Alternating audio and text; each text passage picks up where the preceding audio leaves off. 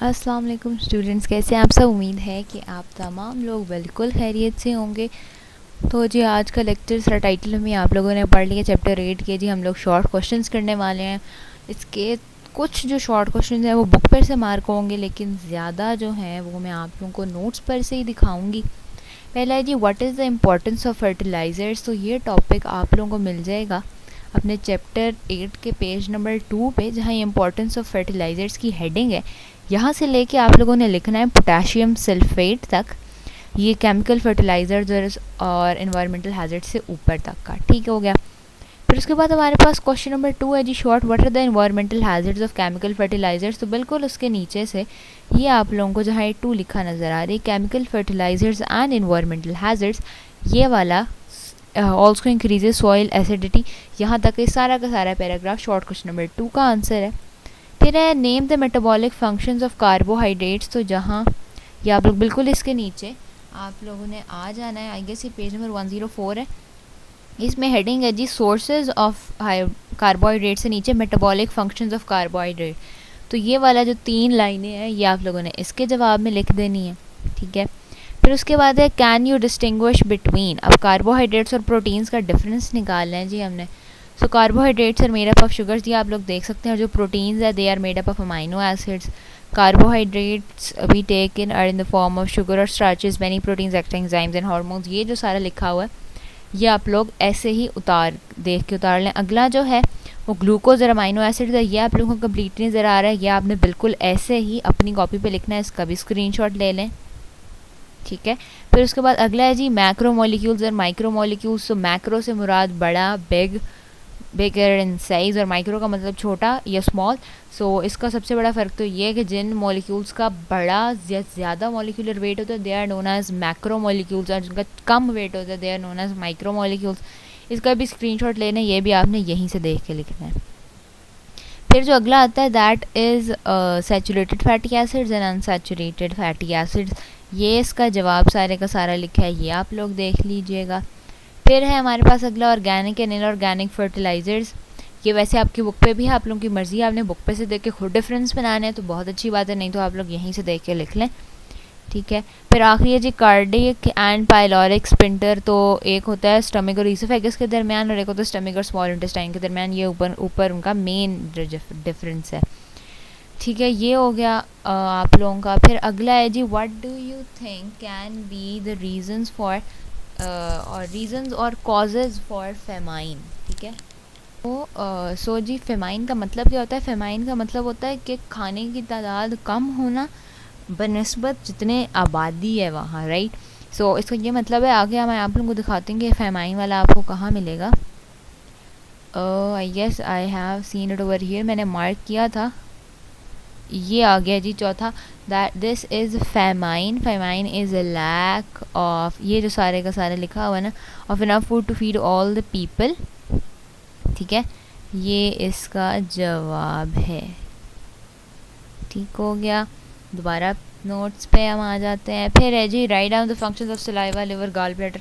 ये बहुत ज़्यादा लंबा है, आप लोग यहाँ से सलाइवा का देख लें। सलाइवा इज 2 मेन फंक्शंस, ये है, मैं एक्सप्लेन नहीं करी क्योंकि ये बहुत लंबा है। ये जो रोल ऑफ लिवर है ये आपके चैप्टर के बिल्कुल एंड पे, जहाँ चैप्टर ख़त्म हो रहा है ना उसके लास्ट पेज पे है ये, ठीक है। फिर आप लोग ये नीचे से देख लें, मैं आप लोगों को दिखा देती हूँ। पहले तो ये गॉल ब्लैडर भी है, साथ पेंक्रियास, वेलस और बाइल भी आ गया। इंटेस्टाइनल ग्लैंड्स, गैस्ट्रिक ग्लैंड है, पेप्सिन है, रेनिन और गॉबलेट सेल्स आ गए, ठीक है। फिर इसके बाद एसिड स्टमक है, अमाइलेज है, लाइपेज है, ट्रिप्सिन है, अमीनो पेप्टाइडेज है, इंट्रोकाइनेज है, एरेप्सिन है, लैक्टेज है, मल्टेज है, सुक्रेज है, लैक्टियल है। उसके बाद विटामिन ए, सी, डी और हेपेटिक पोर्टल वेन, ये सारे के सारे आ गए। फिर है जी अगला draw and label the longitudinal section of Wallace. तो जहाँ ये शॉर्ट इंटेस्टाइन होता है ना, हाँ शॉर्ट इंटेस्टाइन जो है ना उसके बिल्कुल साथ ये है।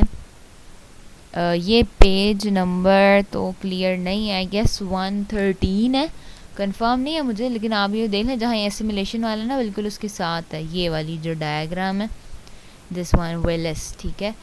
अच्छा जी ये यहाँ भी है, यहाँ ज़रा क्लियर ज़्यादा है। अच्छा इसके बाद है बैलेंस डाइट क्या होती है।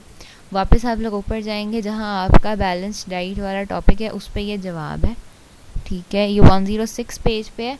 सो बैलेंस डाइट ये लिखा हुआ है, the food we take each day is our diet. इससे यहाँ पैराग्राफ के एंड तक लिखना है relation of balance diet with age, gender and activity. इससे ऊपर ऊपर तक जाए, ख़त्म हो रहा है डाइटरी फाइबर एंड वाटर, ठीक है। फिर उसके बाद है how is digested fat absorbed. So in stomach fat is separated from other foods in the small intestine, bile emulsifies the fat while enzymes digest them। तो फैट इस तरह absorb हो जाता है। Why is digestion necessary? It is important for the breaking down of food into nutrients which the body use for energy, growth and cell repair. ये इसका जवाब है। मैं बिल्कुल ऊपर ऊपर से बता रही हूँ, आप लोग यहीं से स्क्रीनशॉट इधर वीडियो रोकें और देख के लिख लें, ठीक है। फिर आगे one example of water soluble and fat soluble vitamin. तो जो वाटर सॉल्युबल है विटामिन सी है, बी है, B6 है, ठीक है। और फैट सॉल्युबल है A, D, E और K, ठीक है। फिर name the structures that स्क्रीट enzymes necessary for human digestion. तो स्लाइवरी ग्लैंड्स भी सिक्रीट करते हैं, स्टमक भी सिक्रीट करते हैं एंजाइम्स, पेंक्रियाज भी करता है, लिवर भी करता है और स्मॉल इंटेस्टाइन। ये 5 ऐसे पार्ट्स हैं जो स्ट्रक्चर्स हैं जो रिलीज़ करते हैं वो एंजाइम जो नेसेसरी हैं फूड डाइजेशन के लिए। फिर है why is pepsin formed in an active form pepsinogen. वो इस वजह से क्योंकि ये ब्रेक डाउन, जो पेप्सिन है ये ब्रेक डाउन करता है प्रोटीन्स को, ठीक है।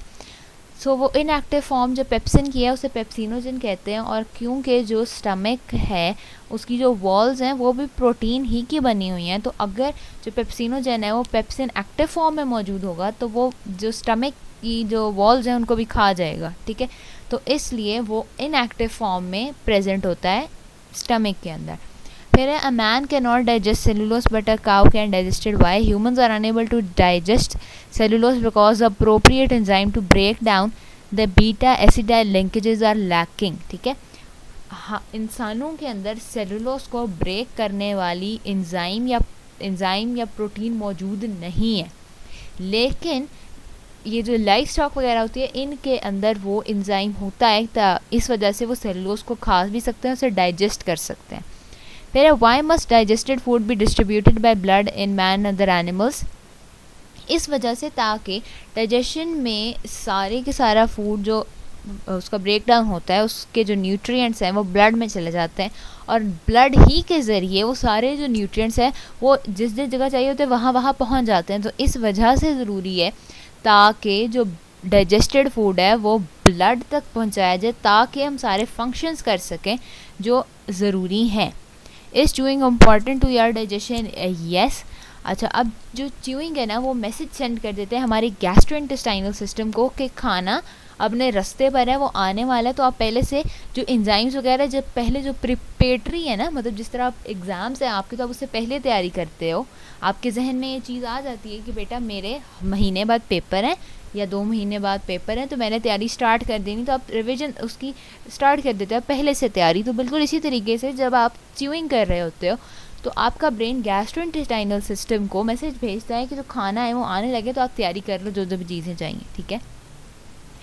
फिर है हमारे पास अगला, what would happen if pancreatic juice did not reach to your small intestine. अब जब पेंक्रियाटिक जूस वहाँ तक नहीं पहुँचेगा तो डाइजेशन ठीक तरीके से नहीं होगी और फूड क्योंकि डाइजेस्ट नहीं होगा वो ठीक तरह से एब्जॉर्ब भी नहीं हो सकेगा, तो ये मसला हो सकता है, ठीक है। फिर उसके बाद है जी second last question, why can not you breathe, why you can't breathe when you are swallowing. तो अच्छा, होता क्या है कि जब हम खा रहे होते हैं तो जो खाने की नाली और जो सांस की नाली है वो बिल्कुल साथ साथ है, ठीक है। मैं आप लोगों को बताती हूँ कि फ़र्ज़ करें कि जिस तरह ये है, ठीक है, ये दरमियान से एक और ये, अब फ़र्क ये आ जाता है। मैं आप लोगों को अगर दिखाऊं तो देखें, ये वाली जो है ना ये है हमारी खाने वाली नाली, ठीक है। मैं F यहाँ लिख देती हूँ, इसका मतलब है फूड, ठीक है। और ये वाली जो है ये हमें चाहिए होती है ब्रीदिंग के लिए, इधर मैं लिख देती हूँ B, ठीक है। अब जब हम लोग खाना खा रहे होते हैं तो क्या होता है कि जो एक फ्लैप होता है एपिग्लॉटिस का जो इसके ऊपर आ जाता है ब्रीदिंग वाले के ऊपर, ताकि खाना गलती से भी ब्रीदिंग वाले सेक्शन में ना चला जाए, वो ईसोफेगस